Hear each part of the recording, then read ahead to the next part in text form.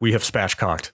Oh, you did? A spatchcocking has occurred in this house. Did you do the duck? We chickened. Oh, you chickened. We spatchcocked a chicken. Nice. Very good. A chicken. Was it delish? It was quite tasty. We brined it. Yeah. Brined it for Dry 24 brine hours. or wet brine? Wet brine. Okay. Wet brine. Wet brine? Submerged brine. Look, it was delicious. It was moist and juicy and succulent. Yes. It looked so pathetic when it was just laid out on the pan like that. Flat? Yeah. Did you take the legs off when you spatchcocked, or did you leave them on? No, we left legs on. Also, I should maybe be a little more specific. She spatchcocked. I kind of watched. There's a lot of bone crunching in the spatchcocking process. She knew what she was doing. I assisted in other ways. Gina likes to be in the other room when the spatchcocking's happening because she finds the rib section particularly discomforting. Oh, I didn't have a problem with that. I just didn't know what I was doing. Like she had done it before, but it's all, the anatomy's all the same. It's, something about it though, man. When it's flattened and splayed out on the pan like that, it's just undignified. There's something undignified about that bird. Look, to me, what that says is the deliciousness is about to happen, and I get excited because I know I'm going to have a perfectly cooked chicken. The bird is just prone and awaiting the inevitable. It's reached its maximum potential. That's right. We did the lazy person thing this year, and we ordered a cooked turkey. Ooh. That we just chucked in the oven for like 2 hours to warm up and like crisp up the skin a little bit. Where'd you get it from? We got to buy right. It was a Mary's, I think. I don't know. Okay. It was probably really expensive. Gina doesn't tell me what the turkey costs because she knows I'll probably be like, God damn it, you can get a butterball for $25. It's a dark secret. You're better off not knowing. Just stick with the dark meat. Leave the dark secrets. Yeah. But we made mashed potatoes and we made pies, and then the rest of the stuff we just got the buy right sides. Man, that sounds all right. It was like we got to spend all day. Like we played some games. We did some Animal Crossing. We did Turkey Day stuff in Animal Crossing. Got all sorts of hot new recipes. It was a good day. Did it at any point feel like surrender? No, it was. Look, here's the thing. We didn't make your mom's casserole, which is a personal favorite. Mm-hmm. We didn't make the stuffing that we usually make, which I quite like. And I kind of missed both of those things. Like that was the sacrifice here, right? But we traded the time back, and like my daughter and I made pies on Wednesday night, and she's almost 9 now, and she was like she peeled all the apples with the apple peeler gadget, the crank thing, and then she sliced them all up with her knife, and like the only parts of the pies I did were the crust bits, and she basically did the rest. It was awesome. Jeez, reaching proper sous chef age. Yeah, it's really cool. She peeled and chopped up all the potatoes too. I was shocked. She's ready to go, man. How many pounds was that turkey? 13. We do small ones when it's just the three of us. Wait, 13 pounds is a small turkey? Yeah, like a 20. The one when you come up, when we have like that year that we ate in the backyard and had 20 people over, we had a 26-pound turkey. I think. Holy moly! Yeah. The nice thing about doing the small ones, I mean, if we were cooking it, it's way easier to cook a small turkey. Like it's if you have oven space for it, it's way easier to cook 2 13-pound turkeys than one 26-pound turkey. Because like the 26-pound turkey, you basically, in my experience, in order to make sure that the dark meat is done and the breast isn't crisp and dry, you have to spatchcock it and separate the legs from the breast, because the breast will be done. Like the breast finishes at like 160 degrees, 165 degrees. The thighs and the legs and the drumsticks will finish at 180. So like you either need to have more heat on them, which is really hard to do given the relative anatomy of the bird, or you have to be able to separate them out and pull them out pull the breast out when it's done. Hence the spatchcocking. Well, maybe one day I'll be able to enjoy another leg. Brad, I think 2022, I think it's our year. Yeah. The future. The year of the turkey leg. I look, if we can't do it next year inside, we'll do a GoFundMe so everybody can pitch in. We'll get a big tent set up in the backyard and we'll just eat it in the backyard. Whether we have to go out in the woods to eat a turkey leg, it's going to happen. Yeah. One way or the other. Hell yeah.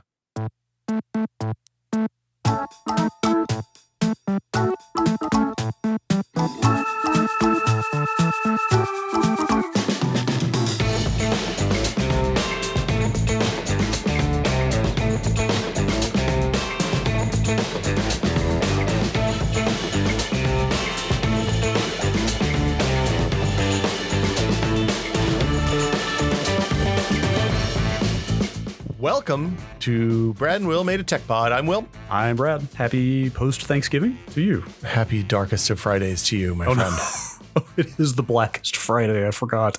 Yes. I've been avoiding. It's funny. If you avoid social media, you kind of lose any sense of the shopping frenzy that is currently taking place.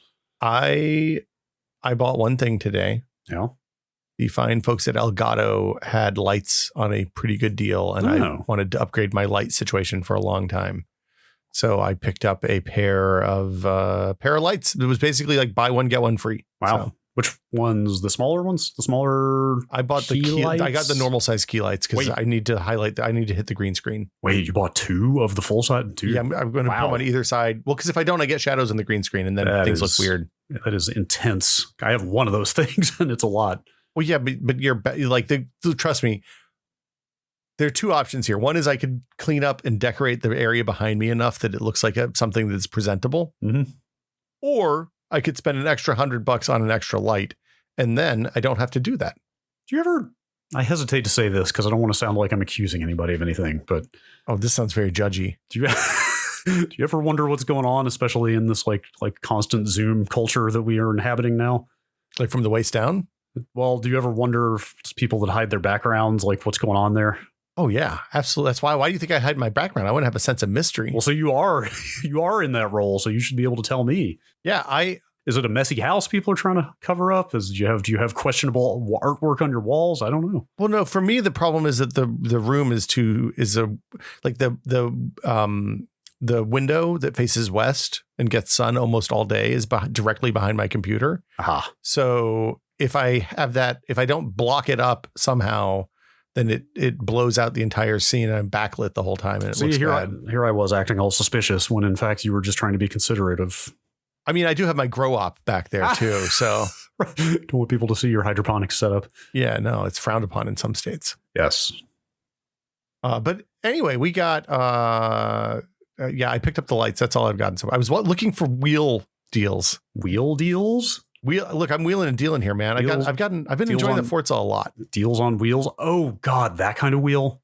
Yeah, look, Ryan can't tell me not to buy one. Oh boy, no, I guess not. I know it's dark, but but no, I kind of want to look. I play PUBG every night, and it's on the. I don't want to alarm you. Wait, PUBG's not great. The health of the game is not great these days. The player base is a little thin. I didn't think that's where you were going to go with that. I thought you were going to say something about PUBG having wheel support. No, the problem is I'm looking at what I'm going to do post PUBG. Oh God, that's grim. Is it that bad? Well, I'm transitioning from 5 or 6 nights a week to maybe 3 nights a week. Huh. And I need something to do in those other nights, God, presumably. I mean, this is not technically a video game podcast, but now here I am Googling PUBG player base. Their player base would be healthy if they had a sane number of queues. I didn't know things were that bad. The problem is that they have first person and third person, singles, duos, and squads, ranked, and also this casual queue for noobs so they can play mostly against bots and not get beaten up by people like me who put 4,000 hours in the game. So anyway, yeah, racing. I'm thinking I might dip into racing. So I'm looking for an entry. I was looking for an entry level wheel, and the Twitter told me basically get the Logitech G920 and it's fun. So I'm looking for deals there. I'm on the hunt. Deals on wheels. I love deals. Everybody loves deals. I shouldn't. We have a whole episode to do that we haven't even gotten to yet, but here I am typing Black Friday and I just want to see if there's anything I should know about. Probably not. Also, it's probably fine. Also, I have to say, I think Steam caps out at 4,098 hours. Okay. On games because I'm at 4,000. It said I've at 4,098 hours for a really long time now. Interesting. On PUBG, okay. Which is weird. Anyway. Huh. Okay. What are we doing here this week, Brad? What's the deal? What's the haps? We should A some cues. I would A some cues right now. Okay. Well, I have good news for you. I have this whole Google Doc full of cues here. Hey, did you grab the ones out of email too? I should have asked this before we started the thing, but we had a couple of good ones in email too. I did not. I was hoping you might. Oh, I can do those. Okay. Yeah. I don't stay signed into that Google account because I don't know about you, but I don't like managing multiple Google accounts per browser anymore. If I can help it. Stay signed into them because I get just in case somebody says, hey, we would like to give you a whole lot of money to do something. I guess that is a useful reason. Yeah. Anyway, yeah. So we're turning Qs into As. If you have Qs, you can send them to techpod@content.town. I was waiting to see if you'd say it. Techpod@content.town? Techpod@content.town. Or if you're a Patreon subscriber, you can go into the Discord and look for the channel that is labeled Qs Seeking A's. Question seeking answers. Question seeking answers. Yeah, okay, whatever. Question seeking answers. I think they don't let you capitalize in the Discord channel name. Is that right? You cannot. No. Yeah. Well, no. So, you can capitalize in threads though, because the Good Gift Thread 2021 edition is all capitalized. but channels, you can't do goofs featuring capital letters, unfortunately. Nope. So it'd be lowercase Qs featuring seeking lowercase A's. Anyway. Yes. Brad, you have some Qs to turn into A's. I do have some Qs here. How about I read some now, thanks to our illustrious listeners and patrons? Heck yeah. Let's start at the start. From Najin. Hopefully I'm saying that right. When you decide to jump into a new tech project you're unfamiliar with, what is your process for figuring it out? Do you dive heavy into research before any purchases, ask around for advice, buy the tech and just start tinkering right away, or something else? Wow. So there was a time in my life when I just bought stuff and then figured it out. And that almost always ended unsatisfactorily in my experience. Yes, I would believe that. Mostly that was when we were on a, like we had a budget to do projects and we would basically just, we had to spend the money every month or it would disappear. Sure. So, well, if it's for a work situation, that's a little different because yes. Yeah. Like, and in like a time constraint, like on a lot of tested videos, we had like 10 days to do something and we would just buy everything we could think we could possibly need. Right. And then bring an expert in and do the thing live.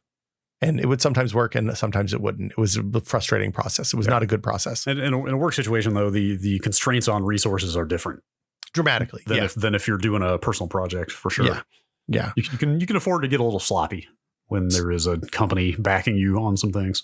So like I built a robot or designed a robot. I haven't actually built it and I'm probably realistically not going to at this point, but I designed a robot last year and I basically opened up Fusion 360 and mapped the whole project out, built it so it was working so I could see how the pieces went together in Fusion and see what I would need to laser cut and what I would need to get 3D printed and stuff like that. And that was pretty good. And then I bought all the stuff and then I ran out of time. So so all the stuff is just sitting. It's in a box behind the green screen in the area of shame. Yeah. This may shock you to hear, but I am the king of research and deliberation. You don't say. Before jumping into something like this. Oh, weird. I'm trying to think like last few projects, like the Mister I got into pretty quickly because there's such a thriving community and there's so many people on our Discord that were able to advise. So that one was pretty easy to jump into. But like when I built my NAS 3 years ago and change, like that was like weeks of looking at Synologies and QNAPs and like thinking about hard drive prices and like how many bays do I need? And like, oh, maybe I should just build a whole ass computer here instead of one of these integrated boxes. That was a lot of weeks of looking and wringing of hands. So I try not to like, I tend to make a decision faster, I think, than you do. Mm-hmm. I say that without malice. But it's challenging to know when you're at the spot, when the good time is there, right? To make the jump. So you mean when you know enough? Yes. When you have the right choice, when you have the information you need to make the right choice. Like I've been thinking about, it's time for my NAS to get upgraded. And I've been thinking about maybe moving to like a much, much, much smaller machine that does the compute stuff that lives on that box, like Plex and all that stuff. I think about the same thing. I mean, I'm on a 6700K. You're on a, what is it? A Broadwell E? I think Broadwell E's 5850 or something, I think. Yeah. Neither of those are the most power efficient for a thing that sits around running 24/7. Especially in BSD. Yeah. Yeah. So I was looking at like, maybe I should just get a 4-port Synology and use that for the storage bit and then buy like a build a real low power machine that can live and just run 24/7 with Proxmox or something on it and do my all my containers that way. So Sure. I don't know. It's probably a problem for next year. But, here we are. Yeah. I find, well, maybe you don't have this problem because you've lived in that world more than I have, but like I basically stopped paying attention to PC hardware in particular for years in between needing to build a PC. But then coming back is always so like that's quite frankly half the reason I still haven't upgraded my aging rig is because I just have not had the energy to do the research required, because it feels like every time I come back to build a new machine, there's like an order of magnitude more stuff I need to catch up on. So it's funny for me, the last few computer upgrades, like I built that Broadwell E machine because my previous machine crapped out and I was in the middle of a project for work that I absolutely had to have access to a real computer. It was the only one in the house that could run VR stuff at the time.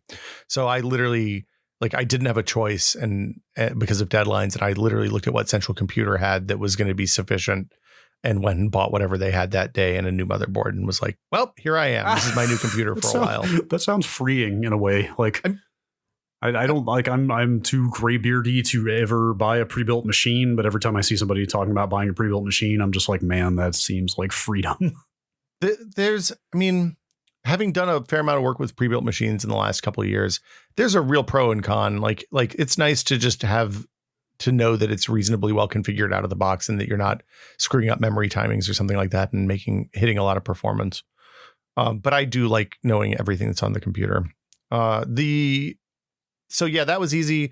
The current gaming PC, I got the CPU for doing an Intel thing, so that made that decision pretty straightforward. And yeah, I don't know. I'm in a weird situation on that stuff though. I think one of the things that people, there's a bunch of review sites that have good kind of guidelines for building upgrades and stuff like that do like configurations that people actually build and vet and stuff like that are incredibly useful these days. Yeah, a lot of the crowdsourced stuff like PC Part Picker and similar tools like that seem to let people collaborate on a lot of knowledge. Yeah. And stuff like also, like the Gamers Nexuses and Digital Foundries and stuff like it's great that there's so much detail out there these days, but I feel like it has also led to kind of an information overload situation of like I dip my toe into just like, maybe I'll start thinking about an upgrade. Let me start seeing what's new in motherboards. And like people are passing around spreadsheets of motherboards ranked by the quality of the voltage regulation modules that they use. And like this board is 8-layer instead of 6-layer. And it's just like, fuck, I'm never going to make a decision. This is too much. Part of it, though, is you have to know that stuff doesn't apply to you. Like that stuff matters if you're doing extreme overclocking. But if you're doing like normal computer shit, who cares? I know. The problem I have, and I've been thinking about this because I know that like not PC Part Picker, Linus Tech Tips and the Gamers Nexus and those guys are really popular on the Discord. And I don't really read that stuff for entertainment anymore, which is probably a result of me. Like I don't keep up with those markets for entertainment. I keep up with it because it's important for the show and because I like to know what's going on. But like I don't want to watch a 30-minute video about a new CPU ever. And I really just want to like open up. This is old man me coming out, but I want to go and open up like 2005 AnandTech and get a 30-page article that I can go hit the end and then zip back to the 10 things that seem interesting and important to know about. And then my information for that product is done. I'm good. So anyway. Yeah. All right. Next question. Yeah. How about this question from Knowledge Plox? That's a good handle. It's not bad. Brad just pronounced .png as ping on a Nextlander podcast. It's always been PNG in my head, but I can't say I've ever heard anyone actually say it out loud. What is the correct way to pronounce that file extension, and what are some other extensions that people are wrong about? No need to get into GIF. Those fields are long since burned over. Pass. No? Ping is how I say it. Yeah, ping. I'd like if this was purely about GIF, I would agree with you. We should just move on. But ping, like less contentious. Let's say. In my head, I actually just think of it as portable network graphic every time I see the acronym. As it should be. No, I think ping is fine. I feel like Vinny got me started saying pings probably. I think I started out as a PNG person, I believe, back at, well, when did pings come on the scene? Would you say 2010-ish? Like around the time we were in the basement, probably is when like bandwidth got cheap enough that suddenly you were like, man, I can do a lossless version of this image. That's amazing. I floated this question on one of the Discords I'm on. I forget if it was the TechPod or the Nextlander, but like, how far off do you think we are from lossy compression being a thing of the past? Well, like, as long as video is distributed on the internet, lossy compression will always exist. Well, you know what? Sorry. Video is probably the worst example to talk about here. Like I could see maybe audio. Yeah, maybe. Like audio, this is like this kind of, I've basically just ruined my own thought experiment by excluding video from it because it's like the most widely distributed compressed data there is, right? But I guess I was thinking more audio and still images. Well, still images, I think we're there, right? Like it's... there's still a lot of JPEGs out there. Well, yeah, but the default that almost everybody uses, like people use JPEGs for thumbnails where quality doesn't matter as much. But then when you click in, it's often a PNG if you uploaded a source PNG. I guess it's quite a bit more common. You're right than it used to be. Is WebP lossless? WebP is the Google unencumbered. I know it's Google's, but is it lossless, or it might have lossless and lossy options? I forget. I don't know enough about it to know. But that's an interesting topic. Probably we should dig into that. Yeah, like it's basically just a function of how much storage you have, how much bandwidth you have, how much compute you have, right? Like, are there any other considerations there? Well, mobile. I mean, on mobile, the bandwidth matters a lot more, but that's increasingly not a problem. That's what I mean. You know, it's like this is very much somebody who has been amassing a collection of flax talking here. Mm-hmm. But it just made me wonder at some point, you know, it's like, hey, we might not be that far off from the point where like lossy compression of audio, for example, doesn't make as much sense anymore. Well, so I think that the other thing is, I think lossy. So okay, there's two things that are working against this idea that everything should be lossless. And if you don't know what lossy and lossless means, all it means is lossy stuff, the data, it's not a perfect copy that's just compressed. So like a JPEG is lossy in that it does some data loss every time you make a new JPEG out of the existing JPEG. And if you do like 30 generations of JPEGs, this is why some meme images look really garbagey after a long time, is that they get dithered and the compression artifacts start building up. And right. Like compression is basically it's removing information that is kind of deemed inessential to the quality of the thing, or hopefully as seamless as possible, whether it's like frequencies you can't hear in audio or like, you know, flat color regions in an image being kind of flattened down even more and stuff like that. But the way that I to flip this on its head a little bit, like the way that I've learned to think about things like FLAC, like lossless compression, is that it's essentially just a zip file for an audio track. Yeah, maybe like, with better algorithms for compressing that particular type of media. But yeah, I'm being very reductive, but just I guess more to the point, like in the same way that you could put a text file in a zip file and then pull that text file back out, and it's not like a third of the A's are now missing from that text file, right? Like it's the exact same text you put in there. Like it's the same thing for like, you know, lossless image, lossless audio. Like you're getting the exact same thing out that you put into it. It's just smaller until you do that. Well, so here's the thing, though. Like the thing about images that are interesting, because like on websites, the people who make the images and design the websites probably care about what they look like more than anybody who uses the website. That is almost certainly true. Right. So they're probably going to do pings wherever it makes sense until they run it into the how heavy is my page thing on mobile. And then they were like, oh, man, the people on the iPhone 4s on a 3G network are going to have a real bad time with this. But there's no people with iPhone 4s on a 3G network anymore that are probably hitting most websites. So who cares? Yeah. Fuck them. Yeah. Look, I'm sorry, iPhone 4 users. The next step of this is like the users going to demand lossless audio on their streaming services. And Apple's made a big bet on this. Like they do a lot of lossless stuff. They do lossless across to their headsets, to the AirPods Pro and the AirPods Max. I did not know that. Does Apple Music also offer lossless? I thought after the kind of Tidal fiasco, I thought that people had backed away from lossless audio streaming. Well, that was on Match. The lossless stuff on Apple Music it's an option. So you can get it. I'm going to confirm right now, but you can choose to download lossless based on what type of connection you're on Apple Music, I believe. Is that an upsell? Like you have to subscribe to some? Really, it's just part of the base package. Just part of the deal. Jeez, that's. I don't know how to find my settings on Apple Music, but anyway, so yeah, that's where you're at, right? And I don't think people care is the bad thing. Like, I don't think, yeah, you're absolutely right. Like, people watch video on YouTube, and YouTube is the shittiest compression for video on the internet pretty consistently. Oh, for sure. So I think we've talked about this many times, right? Like in many contexts, like good enough is generally good enough, right? Like that's why VHS beat out beta, and like you name the format war. The good enough one that is cheaper usually is the one that wins, right? So Apple Music has a lossless audio option. You can flip it on, and then you can say, okay, then this is where it gets stupid. Do you want to download which quality do you want to download on cellular? High. That's lossy compressed. On for downloads, that's lossless. For 5G and Wi-Fi, I don't know why in the hell they would bundle a cellular network with caps and the home network without caps. So yeah, anyway, high res lossless. It's a weird thing. Like Tidal and Apple Music seem to be the only ones that care about that. Spotify, on the other hand, is just like, hey, not only do we not really care what the quality is like, we'll also send you a cover of the song that you want. If you want to listen to the Bangles Walk Like an Egyptian, and you don't say play the Bangles Walk Like an Egyptian, then it'll just give you like some chud in Kansas singing Walk Like an Egyptian. Oh boy. That sounds pretty much like the Bangles, but not quite. And there will be a line or two about Fortnite in there somewhere. It's not okay. Yeah. Anyway, let's see here. Ping is the correct answer. Ping. Yeah. I think you're fine to say ping. Let's see. How about question from Grant?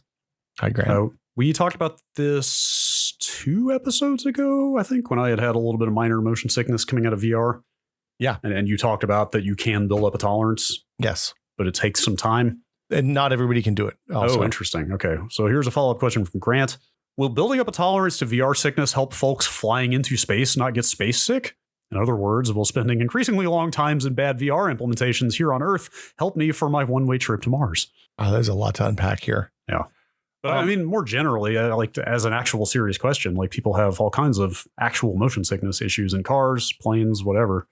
Like, yeah. Like, do you think there is a correlation there that you could desensitize yourself in VR and then have that apply to like car sickness? I'm really curious. So I don't get motion sick at all on Earth. Right? Like I can do almost anything that makes everybody motion sick and nothing ever happens to me. And you're talking actual motion, not virtual motion in VR. Both. Like I can play badly implemented VR games in the back of a moving car driving up US 1 and not get motion sick. Jeez, man, you have inner ears of steel. Well, it's a thing. So we learned about this a little bit at Tested because Jamie Heinemann's the same way. Like they found out really early on his brain isn't set up so that he doesn't get, like, he's able to divest. Okay, so the physiological basis for motion sickness generally is that your inner ear detects movement that your eyes don't, or vice versa. Mm-hmm. So in VR, often your eyes will see movement and your brain is like, oh, I should be feeling movement in my ears, but then you feel nothing. The motion sickness you get in space is a little bit different because a lot of it is there's 2 things that happen. One is that, normally because of gravity, our fluids kind of pool in our lower half of our body, like our legs carry a lot of fluid. And when you're in microgravity, all of that liquid redistributes itself evenly throughout your body over a period of like 3-4 days. Pretty unpleasant. Yikes. You get real stuffy and stopped up. I was going to say, do you get kind of bloated feeling sort of? I mean, you get sausage fingers is what the astronauts have told me. Oh, not like bad sausage fingers, but like you feel like you ate a really like a giant salt bomb of a meal for like a week and get super stuffed up. That's very unpleasant to contemplate. It seemed unpleasant. And like the apparently I've never gotten any of them to get into it when I've talked to them, but like the mechanics of blowing your nose in space are there's unpleasant. Mechanics of a lot of things, I'm sure, are a pretty big wake up call once you get up there. Yeah, there's a reason a lot of astronauts don't have giant beards, is what I'm saying. Have you ever thought to yourself how kind of disappointing it is that like look, we're nowhere near a civilization in space, off-world exploration, like XYZ, like aspirational, far-flung space thing. Like it's not going to happen anytime soon, right? Like I'm not saying that, but even if it were a possibility, have you ever felt disappointed that like all those like mid-century visions of like, space civilizations are basically going to be impossible due to just the basic frailty of the human body in space? Like there are so many things that we didn't account for, like reading some old Arthur C. Clarke a few weeks ago. I think I talked about it on the show. Like those old stories are full of like, again, aspirational visions of like space stations and like, oh, there's a cardiac center in orbit around Earth because it turns out that low gravity is good for the heart. Like they had all these ideas about stuff like that, right? Yep. And then the reality is like, oh boy, the body just sort of like ceases to function if you're in low gravity for too long, or there's all this cosmic radiation that is just going to fry you over time. Like if we're so poorly adapted to be in space at all. Some people just start losing eye function. What? Yeah, so I didn't even know about that one. Like basically when you go up, and this can happen anytime. You could have been up before for a long time and go back again, and it happens the second or third time. So you start having reduction in visual acuity, which they counter by basically eating a zero salt diet at that point. Huh. A very low salt diet. So yeah, like the thing that's happened is I distinctly remember reading either the foreword or the afterword for either one of the Arthur C. Clarke 2001 books, either 2001, 2010, or the one that came out in the 80s, 2060, the Halley's Comet one. I can't remember. Anyway, and he basically was like, look, if we hadn't pissed away all this money in Vietnam, we would have had money to build out low Earth orbit, right? Like the money we spent losing Vietnam for 10 years would have paid for this and more, and, you know, all these social plans and all this. And the thing that's become clear over the last 20 years, especially since we started living in ISS and had astronauts and cosmonauts stay there for months and years, is that it is everything that we thought was going to be hard is infinitely harder than we thought it was going to be. Yeah, exactly. But yeah, no, I think we'll see one-way trips to Mars in our lifetime. Wow, you really think in our lifetime? Like I am not. I mean, I feel like I have a few years left. I'm not. Well, I know, but the way things seem to be trending, I don't know. Well, I mean, fair. Feels like we're going to have a lot of more pressing problems on our hands I don't know. So the TLDR on Grant's question, though, not to forget to answer the actual question, is I don't think that bad VR is going to help you not get space sick. I think that it might if you have visual, and if you're especially sensitive to the visual and ear separation stuff. But my guess is it's not. I'm sure that we have a physiologist or somebody in the Discord who actually knows the answer to this, and I would love to hear it. So please write in if you do, or to techbot@content.town. For sure. That's a guess, just to be clear. Here's Can we do this next one? The frostbite one? It's not highlighted, but it's pretty good. Which one? Oh, geez.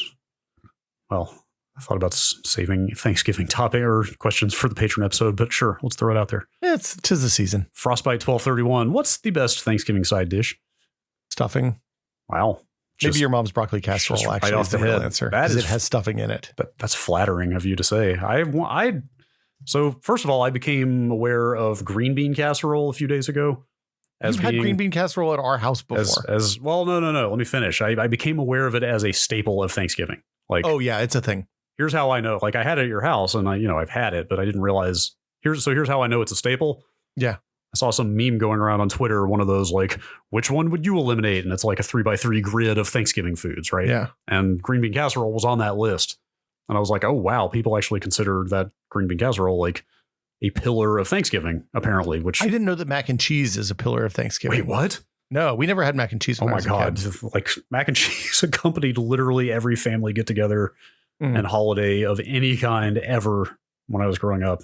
So the other one that I didn't know for a long time, my mom doesn't like mashed potatoes particularly. What? I know, it's weird. Oh man. So we had rice with our Thanksgiving meal for many, many years, like rice and gravy. Rice and gravy, pretty good. Yeah. But it's no mashed potatoes. That's basically the only way I had rice growing up was with gravy. Yeah. We would put butter and sugar on it for breakfast sometimes. Was not exposed to the many, many, many other uses of rice that I have since become acquainted with. It turns out rice is amazing. It's pretty good. Pretty versatile. Now I'm sitting here Googling the broccoli casserole because I don't know what the name of that is exactly. And I wouldn't know how to tell people like what to look up.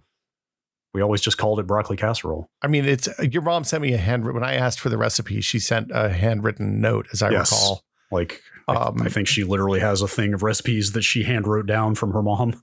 So it is, the things that go in it are some broccoli. There's a couple of kinds of cheese and butter. And then it's just I want to say Pepperidge Farms stuffing. Okay. Like the sagey crumb stuffing. That sounds right. And it's delish. It's it is very really, good. really good. It's very good, extremely heavy. Yeah, like it's like you get like 4 bites maybe. Yeah. And you partial. I'll tell you what, when we have that, because we made it at Christmas last year, it is the thing that I save on my plate for the last bite. Wow. Yeah. Damn, that is high praise. Yeah. It was the thing that always got slaughtered the fastest when people got to get together, especially growing up, like when we were all like teenagers and growing and wanted to eat a lot. Like that was the thing that just got decimated. Well, it hits all of the casserole notes. Like it's like it's packed with flavor. It's salty and there's a good texture to it. And it's like got some gooey bits and it's very rich. Yeah. Yeah. Some texture in there. You know, the broccoli's got a little bit of a bite to it. Yeah. So shout out to Brad's mom. Yeah. You might have convinced me. I would have just said stuffing as well, but I think I might actually go with the broccoli casserole. I mean, because the broccoli casserole has the stuffing in it. Sure. That is like, it's like a twofer. I will say though, I mean, y'all make the butt stuffing, the actual stuffing. In fact, should I just read this other? Is there another stuffing email? Oh yeah, there's like 3 other. Well, so emails. the reason I like doing this, the secret reason, and that's not secret because I tell everybody this. The reason I like the spatchcocking is because you, instead of just the amount of stuffing you can pack into the cavity without getting food poisoning, you lay the entire turkey on a mound of stuffing. So all of the fat from the bird drips down through the stuffing as it's cooking. Okay. Now that I've witnessed the spatchcocking process, I totally get that. It's just a question of surface area. Yeah, so you get instead of having like one little precious tub of butt stuffing, right, and then a whole buttload of kind of dry sad stuffing with butter on it. Nobody wants the sad stuffing. No, you get all good stuffing. So think about it. You just have to make sure to keep the thermometer around. Well, no. With the spatchcocking, there's no problem because when you're done, when the bird's done, when you're cooking Thanksgiving, the best way to make sure you don't food poison everybody is to get a Thermapen if you want to buy the fancy one, or the Thermopop is like a $20. It's an instant read digital thermometer. It's ISI certified. It's like a super good thermometer, and the cheap version is awesome too. And yeah, as long as it hits 165 in the middle, you're fine. And in the spatchcocking, it always happens because the surface area of being heated, it's like not inside the cavity of the bird where it's the last thing to eat. Interesting. Okay. Yeah.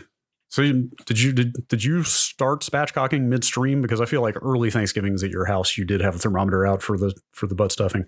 Well, I mean, I always thermometer everything at Thanksgiving because I don't want to make anybody sick. Just being safe. That's conscientious. We started spatchcocking probably like 2013 or 2012 would be my guess. Okay. So it was early on. Okay, sure. Like whenever America's Test Kitchen did that Martha Stewart's deconstructed, reconstructed turkey, that's when I started spatchcocking because I was like, this is amazing. You know what? I'm just going to read the other 2 stuffing emails. Let's just do them all here. RK Harris 62. Apparently this was an argument in the food channel on the Discord. Perfect. I love arguments. Do you call the classic Thanksgiving side dish dressing or stuffing, particularly when it's not actually being stuffed inside a turkey? Always stuffing. Always. Yeah. Dressing should be a liquid to me. Yeah, I'm with you, but early on in my life, like when I was a young child, I would have called it dressing because I'm guessing that was like a kind of handed down from the old timers. This is very much a regional thing too. I feel like dressing, the further south you get, the more likely it is to be called dressing. Okay.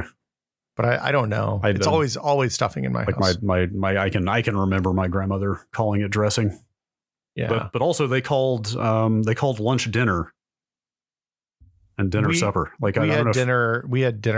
Did you have that? That was definitely a country, like the farmers around me would say, hey, you want to come over for dinner? And they would do like this is on working farms, not like toy farms, where they would have the farmhands and like do the whole biscuits and gravy and salt pork and stuff like that at lunch. Right. And then on a big picnic table outside, and then we'd go back to work after 20 minutes. Yes, that was pretty much it. Yeah, dinner was the midday meal. Yeah, for them. And just to be clear, that was probably the big meal for those folks, I would guess. But yes, these days stuffing, 100%. Stuffing, yeah. All right, last one from Worf, son of Moog. Sweet stuffing or savory stuffing? Sausage stuffing for life. Sweet stuffing can suck it, they say. Man, I've never had sweet stuffing before. It's actually the main reason that I mentioned the sausage stuffing here is that we had stuffing yesterday that had both apples and Italian sausage in it. Ooh, how was that? Pretty damn good. pretty damn Were the good. Italian sausage chunks or discs? Chunks. Chunks. Like okay. kind a sweet Italian or a Yeah, sort of. not spicy. Not really. No.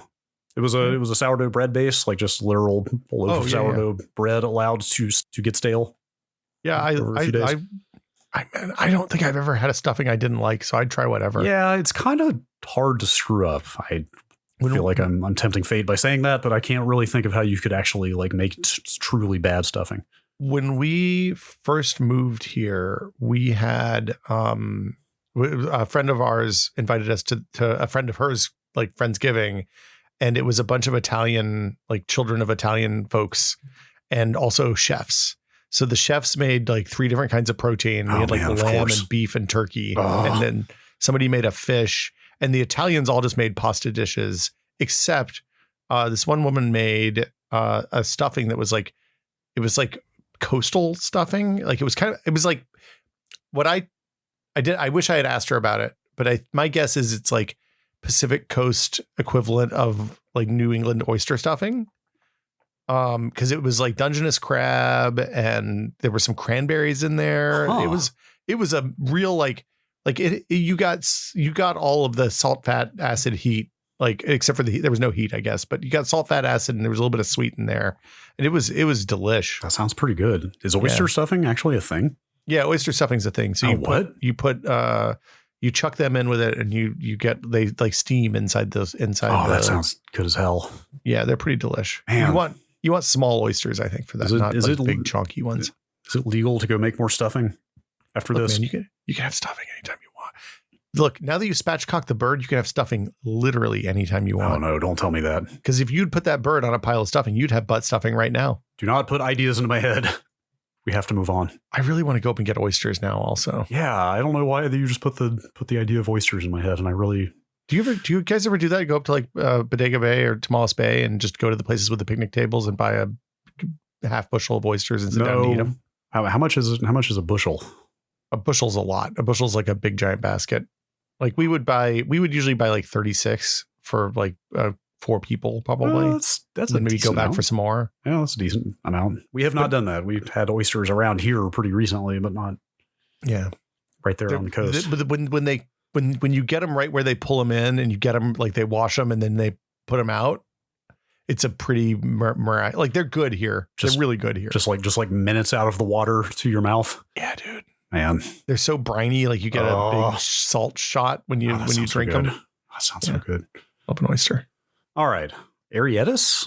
I'm gonna say that's close. That's close. Yeah. Seeing as how November 14th was the 20th anniversary of the original Xbox, I thought it'd be fun to look back. What were the big touted features and what were you guys blown away by when it first came out? I was only 10 at the time, so I don't really remember anything about the hype. But I do remember being super happy when my brother and I got one for Christmas that year, along with Halo and NFL Fever 2002. I was kind of curious what you would have to say about this, because like I was more or less working in the games press, but you were way more. I was at Max PC. Right. You were way more on the PC side. And like that thing being kind of a hobbled integrated PC, like I'm curious what the perspective was on your side.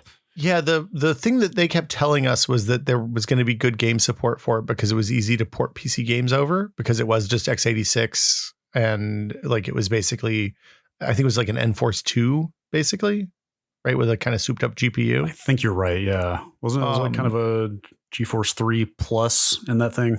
It was a GeForce MX basically is my recollection. Okay. But yeah, so the thing that I remember people being really stoked about, because I don't think I bought an OG Xbox until Xbox Live was around. And as soon as Xbox Live hit and Halo 2 came out and I could play multiplayer stuff with voice, that was a big deal. Like I remember being really excited to like be able to hang out with my, like it was really like I'd played a lot of multiplayer stuff and like we would play Battlefield 1942 and Battlefield 2 eventually and stuff like that in the office, Quake 3, whatever, in the office after work. But like it was hard. I mean, I guess TeamSpeak existed then, but it was unusual. It wasn't until probably Team Fortress 2 that like I got into a group of friends that were playing on a TeamSpeak server and we would all just play together. So it was nice because I could hang out with my friends after work and we'd play video games together. I remember thinking it was cool that they were shipping a console with Ethernet and a hard drive in it.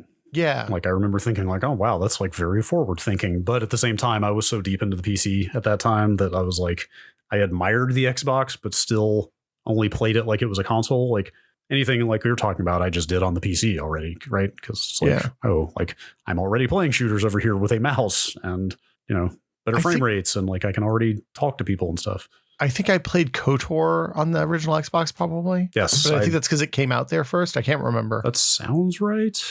But yeah, it was very much this is going to go in the second bedroom with the extra TV, and it's a place to play video games. And also, like, I feel like Gina and I was Burnout 3 an original Xbox game, or was that? Yeah. So we played a lot of Burnout 3. We played a lot of like racing games and stuff like that on that. Sure. Yeah. You know, eventually what the Xbox was my first exposure to the idea of kind of, how could I describe it? Like rich presence in an application, sort of like constant, always online internet updating information type stuff. Specifically in Xbox Media Center. Like toward the end, when I soft modded my Xbox and put XBMC on there, and like I fired it up for the first time, and there's a little news scroll at the bottom of it. I was like, holy fucking shit, this is the coolest thing I've ever seen. Yeah. Like this thing is constantly pulling in real-time data from somewhere that I can't see and updating itself with it. You know what I mean? Yep. Like it was just the idea of always online, always connected stuff was so new at that time. It's funny because like that whole, like, did they have parties on the original Xbox too? I don't think so. No, it was very rudimentary. Like, because remember, like the idea of actual rich presence, which was a marketing term that Microsoft used, right? Yeah. And it was new on the 360. When they launched the 360, the idea that you could look at friends list and see what people were doing was like mind blowing. Right. Because there was no system level friends list. I mean, there was a system level friends list for gamer tags, but like each game was responsible for implementing that stuff on the Xbox, the OG Xbox, I think. I remember I played, that's kind of the system. Like I was friends with some people kind of casually, like we'd go watch football games and stuff together at bars. But then Lynx came out and we started playing Lynx once or twice a week and would just hang out and do video golf. And like, it was such a pleasant experience to just a nice way to spend 2 hours, you know, playing some golf, and everybody would hit the balls and we'd talk and shoot the shit. It's where I that's the first place I spent a lot of time with Tatum, I think. Huh. Yeah. It's been a long road for the Xbox. It has been. I can't believe 20 years, man. Yeah, it's wild. I don't know if you've seen kind of a lot of the celebratory stuff they're doing. Like, have you been to museum.xbox.com? I did. That was cool. The thing is like shockingly elaborate and pretty neat. If we tell people to all go to their like to jump in our profiles at the same time, will we see them pop up? Are those are real people, presumably? I think so. It looks too crowded and chaotic. At least it did when I got in there, to be fake, because there were just avatars everywhere when I got in there, like dozens of them. It was really cool. I wish that I was able to like dig into my Halo history, because I would have loved to see like how many games of Halo 2 I played, but it felt like that era was a little thin. Maybe. As awesome as that display is, if people haven't seen it, it's like a little 3D, like fully navigable, like museum. Like it's like a third person game. Yeah, like you run in your browser. It's like pretty decent 3D graphics. You run your little avatar around and like see these giant Xboxes with displays all over the place. That's like first time you logged in on an Xbox 360, first achievement you ever earned, most played game by year, all this stuff. Like it's super cool, but you definitely see holes where they weren't tracking enough data. Well, they won't make that mistake again. I guess not. Now that you mention it, but I do wish there was a little more granularity in some of that stuff. I would love to see even more about because for example, the most played games only goes back to like 2017 or something like that. I like props to whoever did the curation and the work on that museum stuff, because like they didn't pull punches. Yes, like, they called out, like there was a big section about the red ring on the 360. Mm-hmm. They called out the big failures of their platform over the years. The reveal of the Xbox One was very self-critical. It flat out said, like, people, Microsoft hosted an event in Seattle to unveil the Xbox One, but gamers balked at the high price tag and always online requirements and included Kinect. And it's like, wow, you are not beating around the bush here. They had a thing in there about shutting down Mixer. Yeah. Like it's pretty much all the ups and downs. It was unusually, it was lighter than it would be if a journalistic outpost had done that work, but it was still way heavier than I would expected for like corporate communications. Absolutely. So Well, props to Microsoft. Ever since Phil Spencer came in and implemented Glasnost, Yeah, they've been much more open. It's so refreshing to see a giant company like Microsoft talking about like it makes me feel good to know that they're introspective enough to know that like, hey, this stuff was actually a real problem. And that helps. Like, it makes me feel better about the company, right? About buying their shit. Yes. Weird thing to say. Yeah.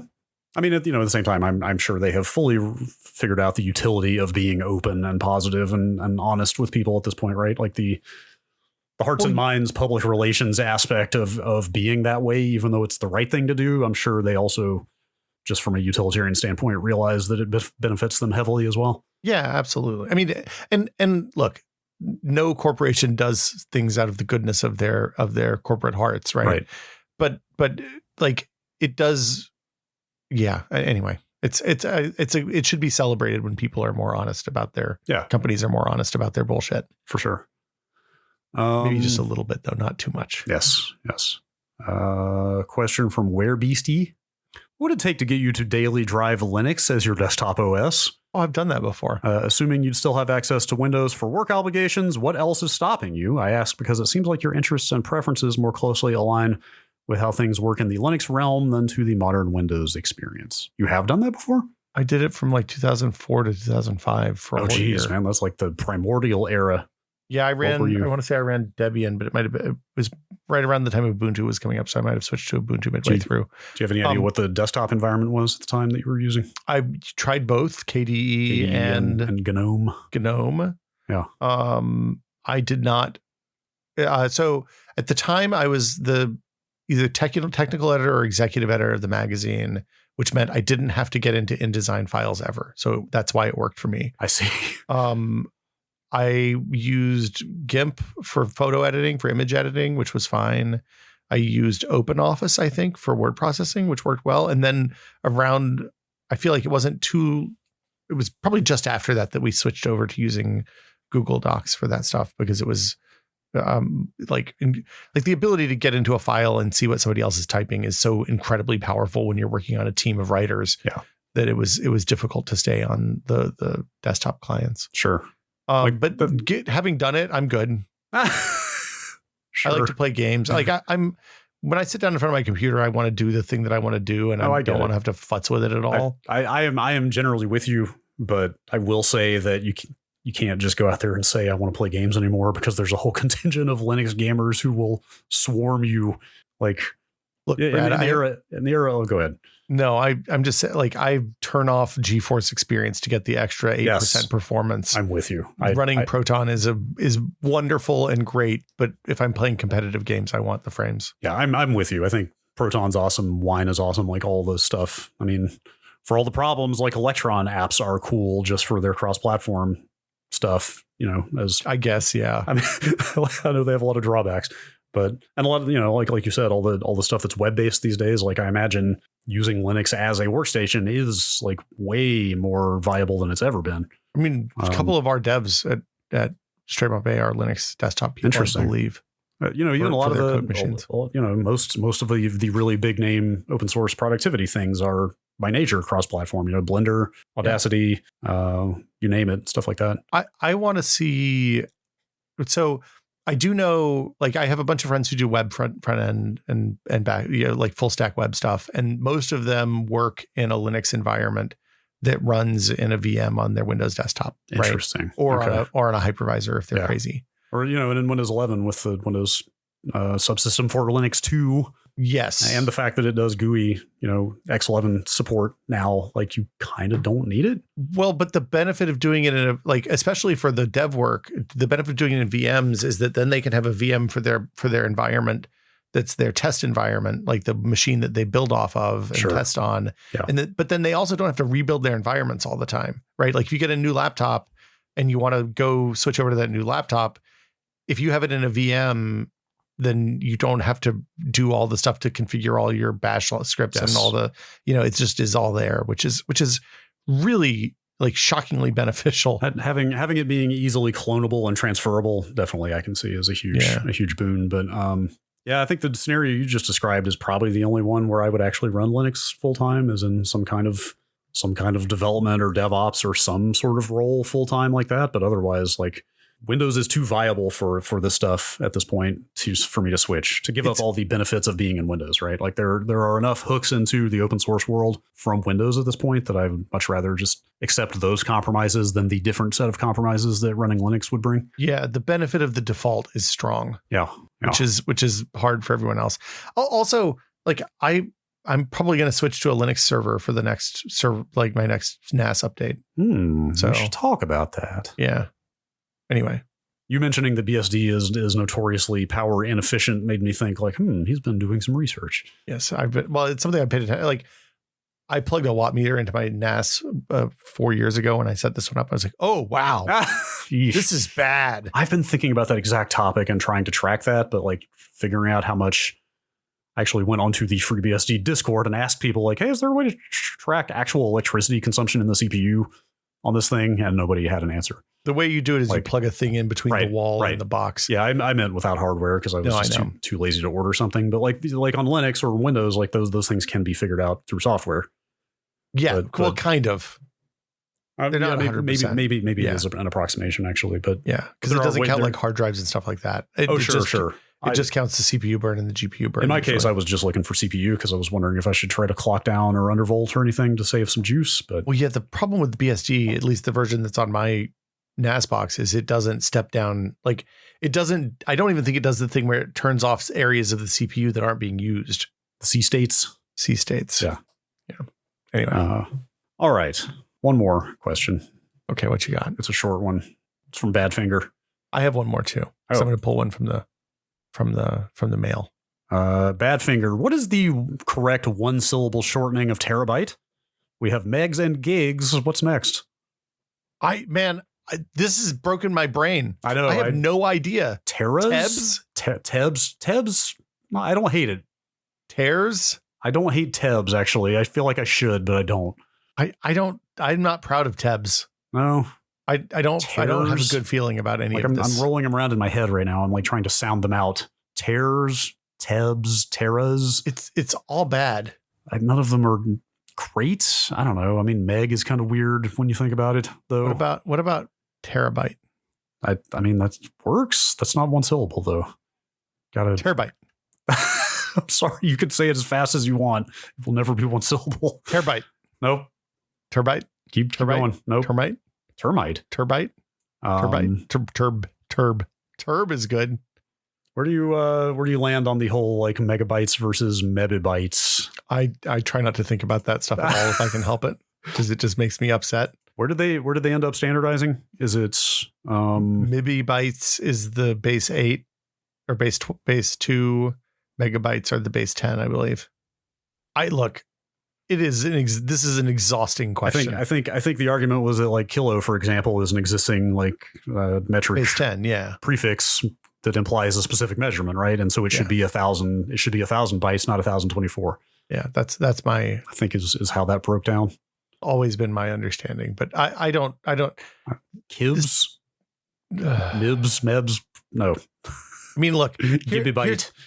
Using the base 10 number to make your base 8 number or base 2 number seem bigger is a long-standing tradition in bad PC marketing and bad ISP marketing and all of that. Yes. I just do what the people understand. Do megabytes, do megabits, megabytes per second. Like, don't make it any harder than it needs to be. It's already hard enough. Damn it. Sadly, I think we will have to forestall an answer to the actual question here because we don't have a good... I'm going to go with Tebs. Tebs? I mean, that's of the proposals so far, I would agree with you. But I feel like we can do better. As a community. Let's hear what the community says. As a community, we can do better. All right. Last question from the actual emails. Yes. So the last we got a letter from a chronobiologist, which is a person who studies the biology of time and circadian rhythms and stuff like that. Oh my God. They asked me not to put their name in, so I'm not going to do that. It's kind of long. As a biologist working in the sleep and circadian rhythms field, I wanted to commend you for not fucking up your daylight savings time episode. Thank you. Yes. Yeah. That was a scary one. Yeah. Too many people have overlooked the argument that daylight saving time should be permanently abolished, even though that is by far the consensus position of chronobiologists. I'd wager even more than the man-made CO2 consensus among climate researchers. It looks like that's changing slowly, but hasn't yet reached the awareness of enough legislators in the US or in Canada, where the government is attempting to move to permanent daylight saving, even though the effects would be among the worst possible for a large city like Vancouver. The largest analysis of car accidents following the spring forward transition was published about 2 years ago. It's the one that I referenced. There was an acute increase at both the morning and afternoon driving times, which was more pronounced at the western ends of time zones. I'd be remiss if I didn't point out the acute effects of DST are not the only ones to be concerned about. There's growing evidence of chronic health disturbances from having our social clock be mismatched with the solar time throughout the year. For example, this large-scale epidemiological study found that living on the western end of a time zone increases risk for at least a dozen types of cancer by anywhere from 5 to 10%. Jeez. Yeah. One last thing. The best argument against permanent DST may be that Russia moved to permanent DST in 2012, and everyone hated it so much that they moved back after 2 years. If I was a gambling man, I'd say that's likely how many of your northern states would react, especially the ones on the western side of time zones, it seems like. And then I asked a follow-up question because I was like, this is fascinating. How do we get to talk to somebody with this skill set? Seriously. And I wanted to know,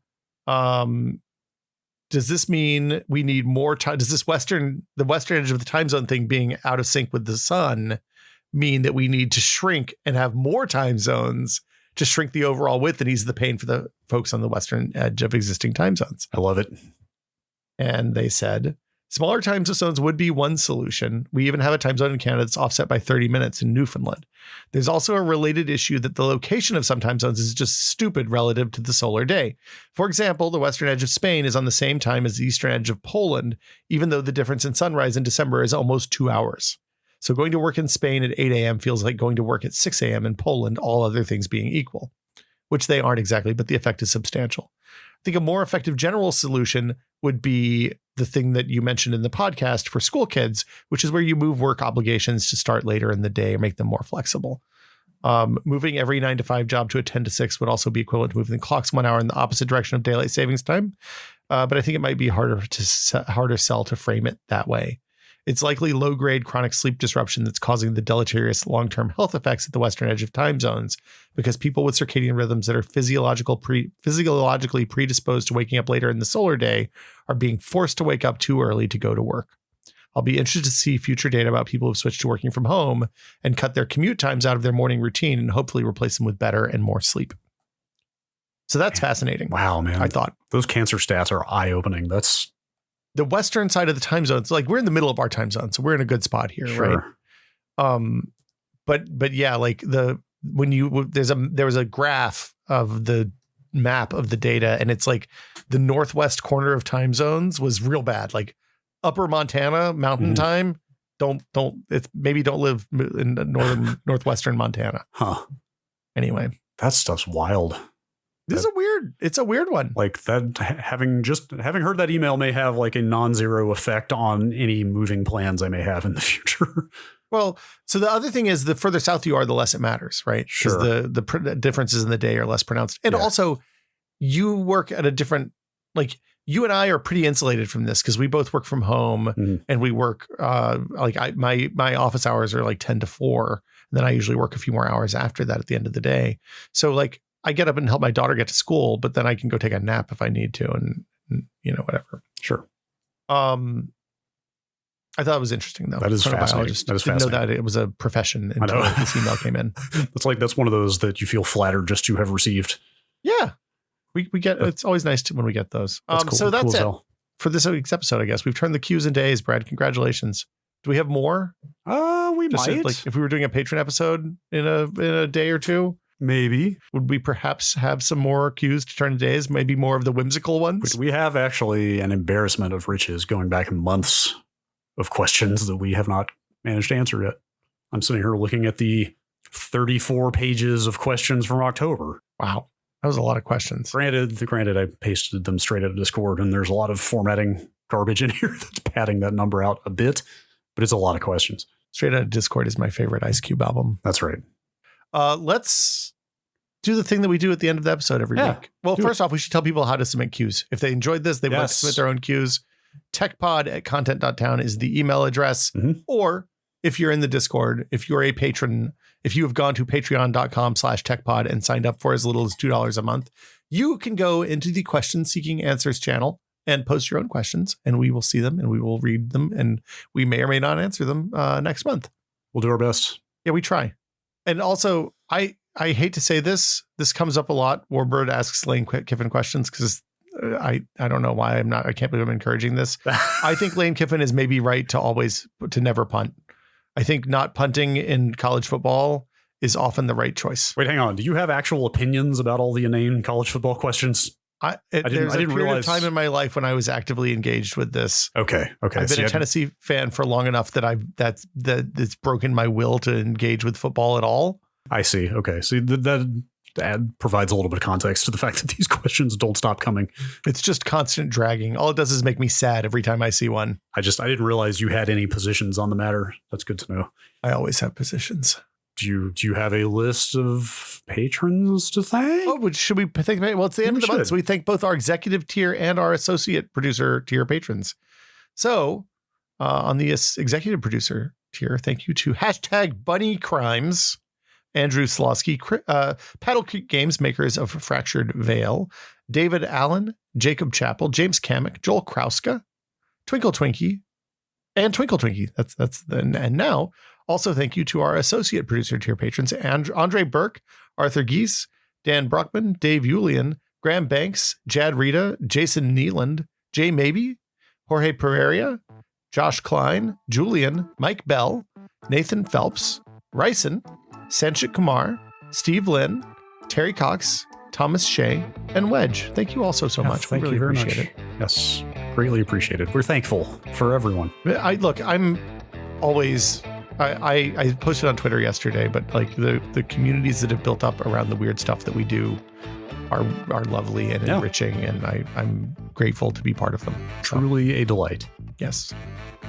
If you want to find out how you can join, you can go to patreon.com/techpod. We are 100% listener supported.